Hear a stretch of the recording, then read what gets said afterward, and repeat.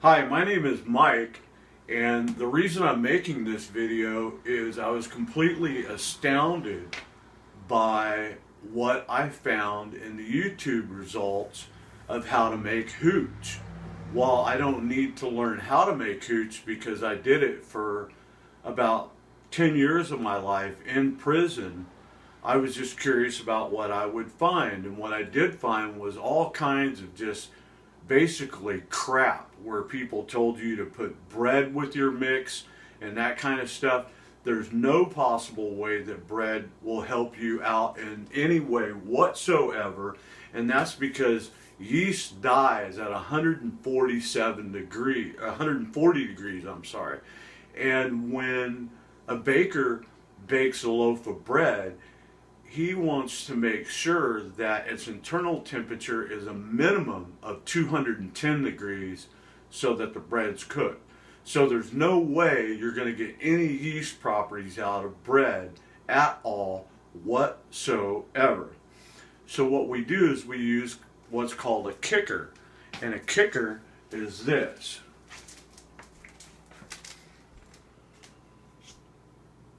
And what that is it's oranges, any way you can get them. It's orange juice, but you can take regular oranges or whatever you can get that's got a high acidic value. Ketchup will even work, believe it or not, or tomato paste.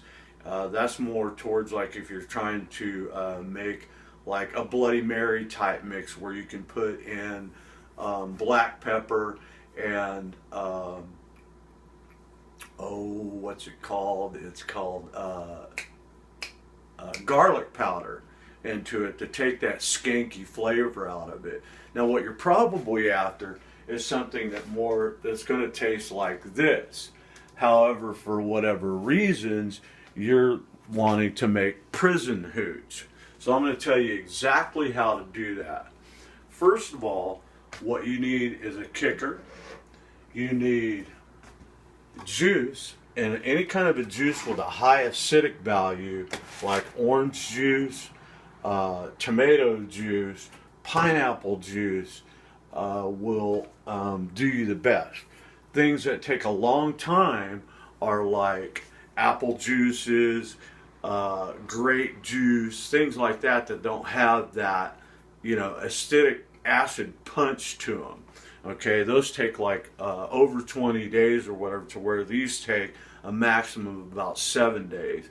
With tomato juice absolutely being the one that fires off the quickest, as I've successfully done a batch of that had to have been close to 20% that was completely done from beginning to finish in 3 days. Anyway, what we're going to make is my absolute favorite, which is pineapple.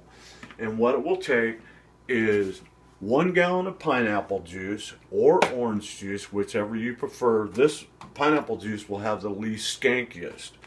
Then start with 1 pound of sugar, and instead of us having to undo thousands of sugar packets, thank goodness we have our freedom now, so we're able to use sugar from the store in bulk. I've got brown sugar here just because I'm kind of an organic type guy and like to use that kind of stuff. Then, last but not least, we're going to use raisins.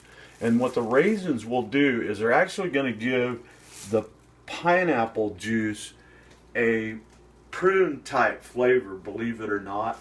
But what that does is takes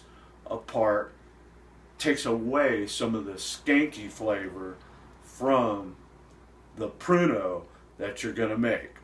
So what we're going to do is this.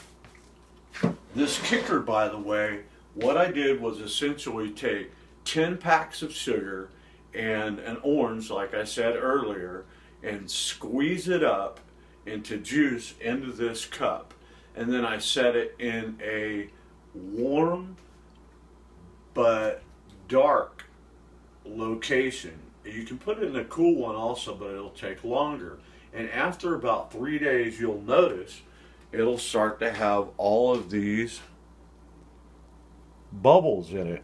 And what that actually means is it is cooking. The yeast is, or there's not yeast in it, but The natural process of fermentation is taking place here. So it's eating the sugar.